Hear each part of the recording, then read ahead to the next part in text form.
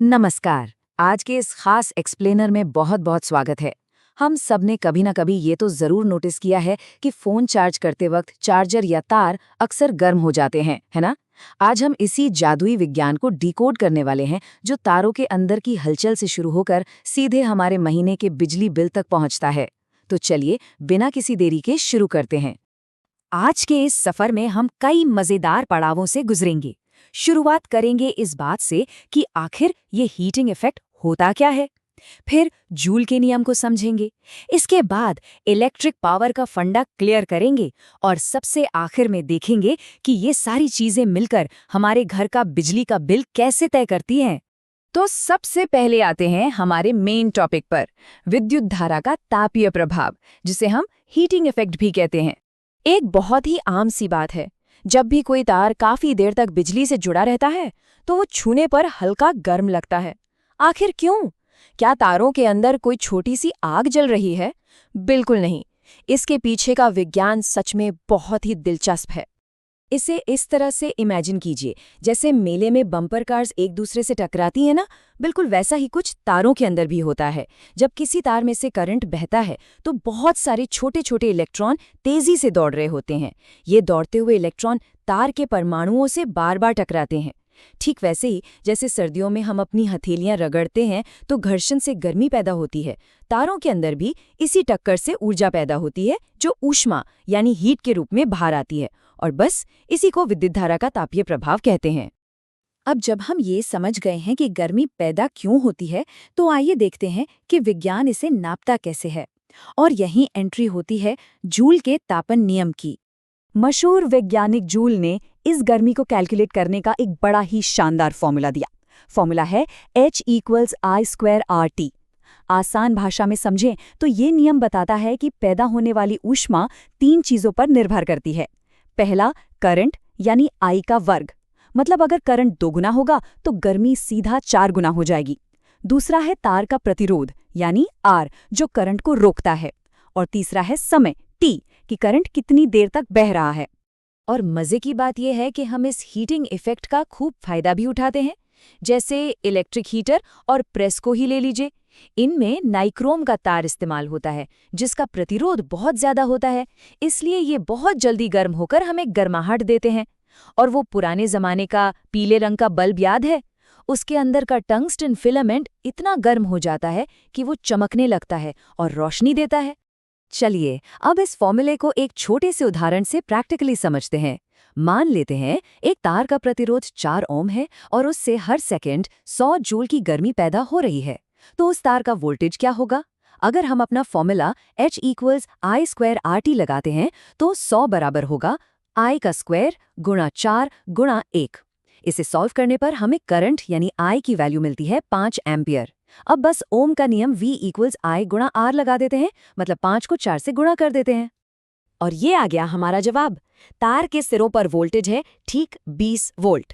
देखिए कैसे हमने सूक्ष्म स्तर पर हो रही इलेक्ट्रॉनों की टक्करों से पूरे सर्किट का गणित कितनी आसानी से सुलझा लिया।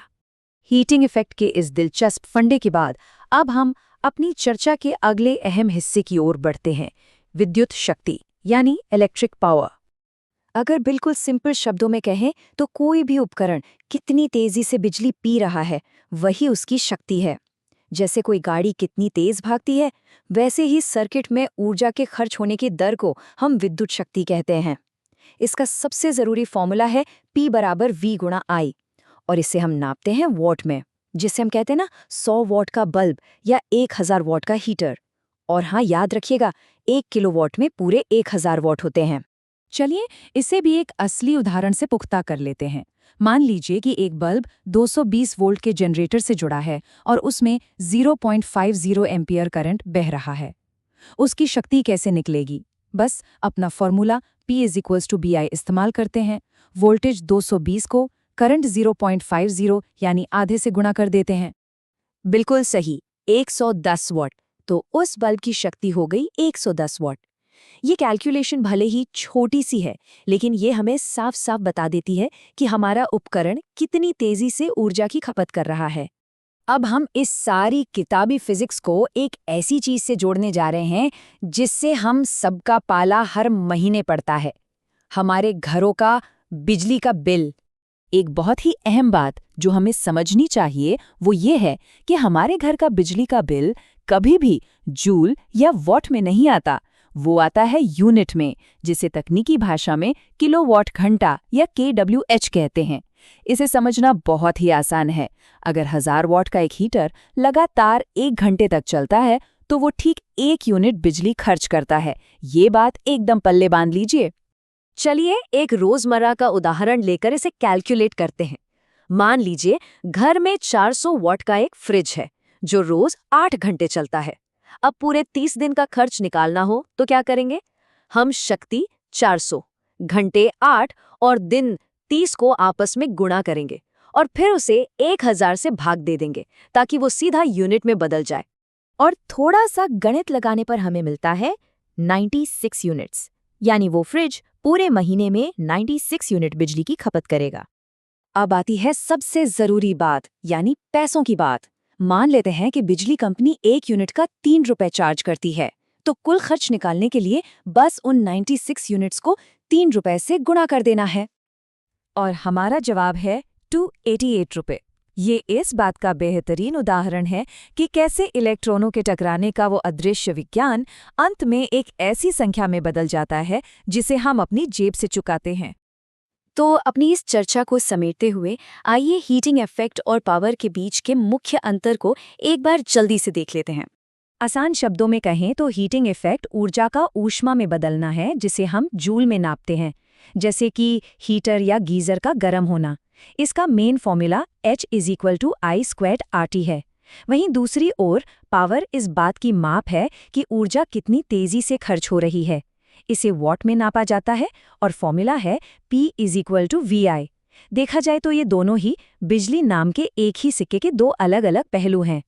तो जाते जाते सोचने के लिए एक दिलचस्प सवाल, अगर घर के किसी रोजमर्रा के उपकरण की रुकावट यानी प्रतिरोध को अचानक बदल दिया जाए तो उसके द्वारा पैदा होने वाली गर्मी और उसकी कुल शक्ति पर क्या असर पड़ेगा? क्या दोनों बढ़ेंगे या एक घटेगा और दूसरा बढ़ेगा? इस बारे में जरूर सोचिएगा।